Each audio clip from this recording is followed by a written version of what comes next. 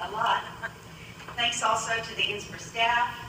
I want to thank the Tennessee chapter for all the work you did for the seminar, and of course our seminar sponsors who made this the largest and best NSPRA seminar ever.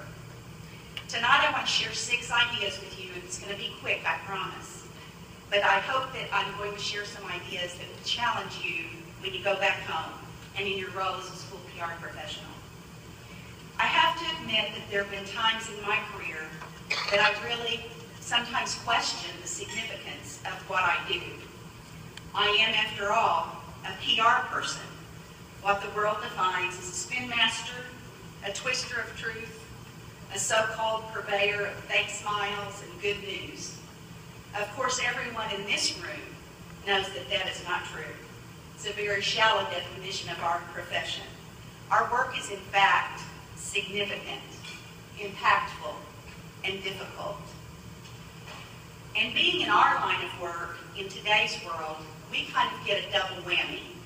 In addition to the widespread misunderstanding about the PR profession, the importance and value of a free and equitable public education is being marginalized all across our country. And then we come to the NSPRA seminar. And here we're surrounded by people who deal with the same issues that we do every day.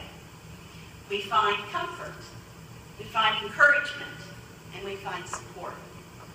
So tonight, as we wrap up the annual seminar, what are we going to go home and do as a result of having been here?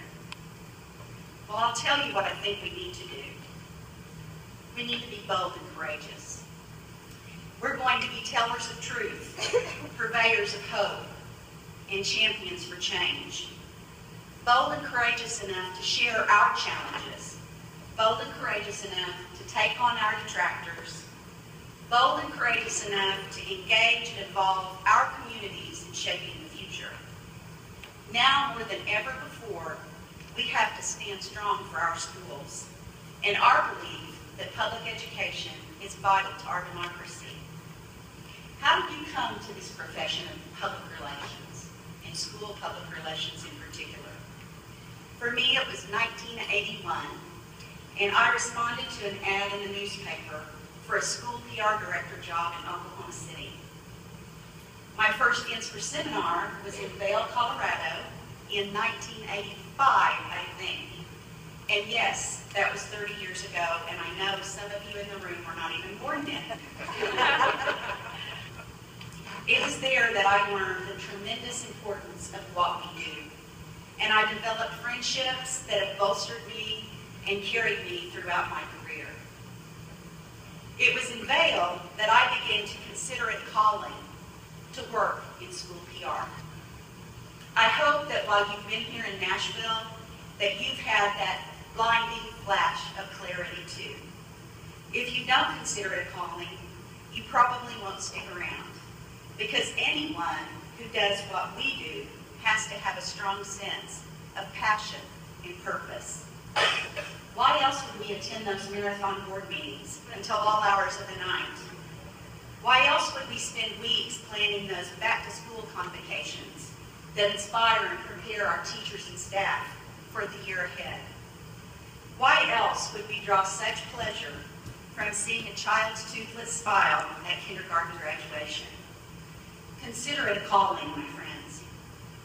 You hear it all the time, public education is in danger, but our calling remains the same regardless. We have to do everything we can to advocate for our schools, our students, and our employees. We have to support them, and we have to encourage them. But we also have to challenge them, and we have to challenge the status quo.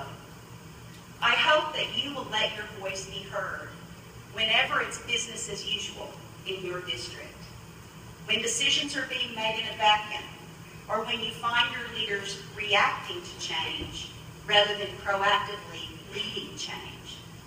Let your voice be heard when our core values of providing a free and equitable public education for all children is being challenged. Let your voice be heard when children are not the top priority whether it be in your school district or in your community. You know, you really don't have to have a fancy title, a big office, or even an administrator certificate to have an impact. You truly can lead from where you are. Leadership does not come from the power of authority. Leadership comes from the power of influence. And influence comes from building solid, trustworthy relationships. Please don't wait for a job title to make a difference. Lead from wherever you are in your organization.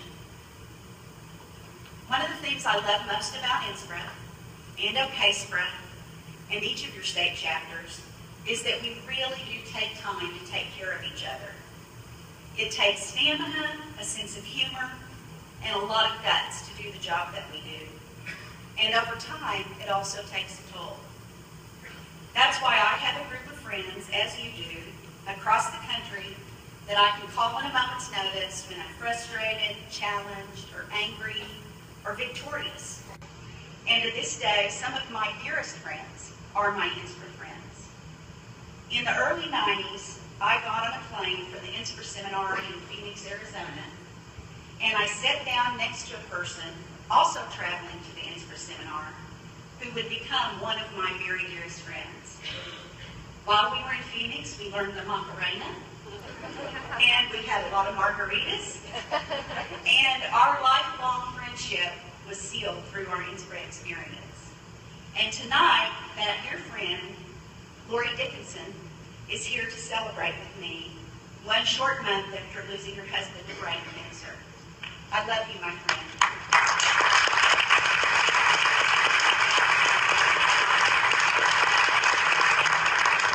I know many of you have developed dear friendships through your NSPRA relationship and experience as well.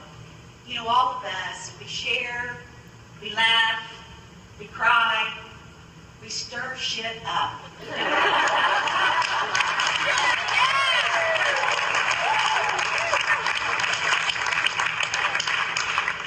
We talk to each other instead of talking about each other.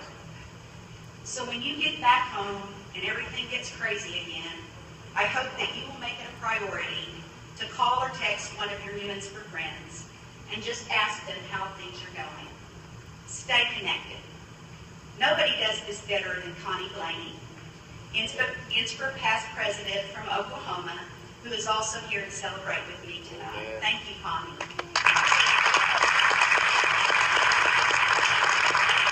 And I also want to thank Steve Mag and Nora Carr, my hippie friends,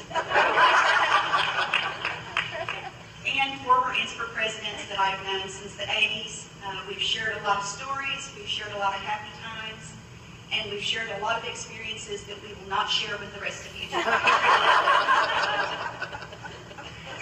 I told you earlier that I've been involved with NSPRA for 30 years, but that really isn't what qualifies me to lead this organization.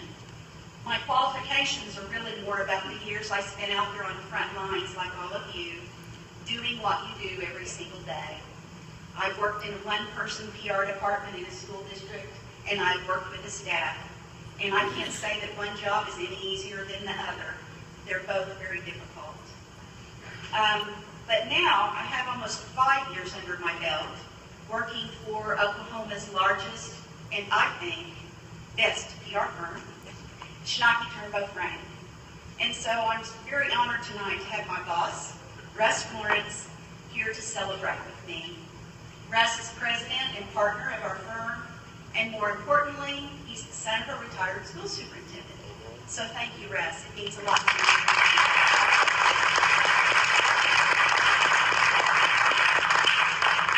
So after working in a PR firm for the last 5 years, there's something I know that many of you may not know. And that is that you are amazingly great at what you do.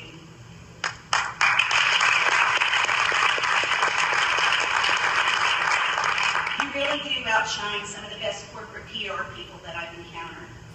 You know more about research and strategy and measurement. You're more passionate about your work. You have more audiences and interests to serve than most companies can imagine. I hope that you'll trust that talent and that you'll trust your ability as a school PR professional.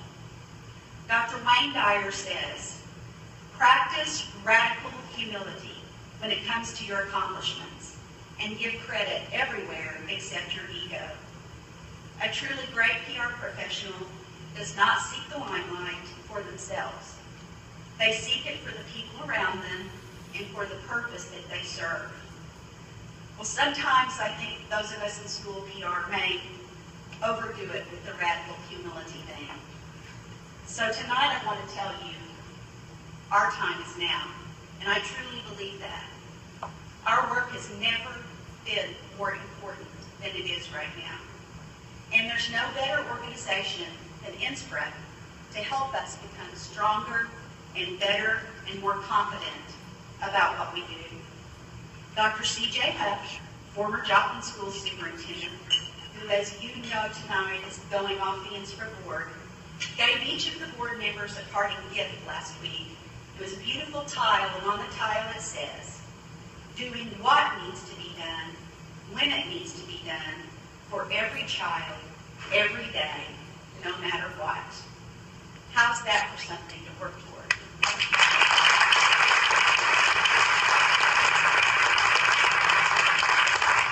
So tonight I want to propose that we all make a pact, like Vix and Caitlin, the two lead characters in Judy Blume's novel Summer Sisters.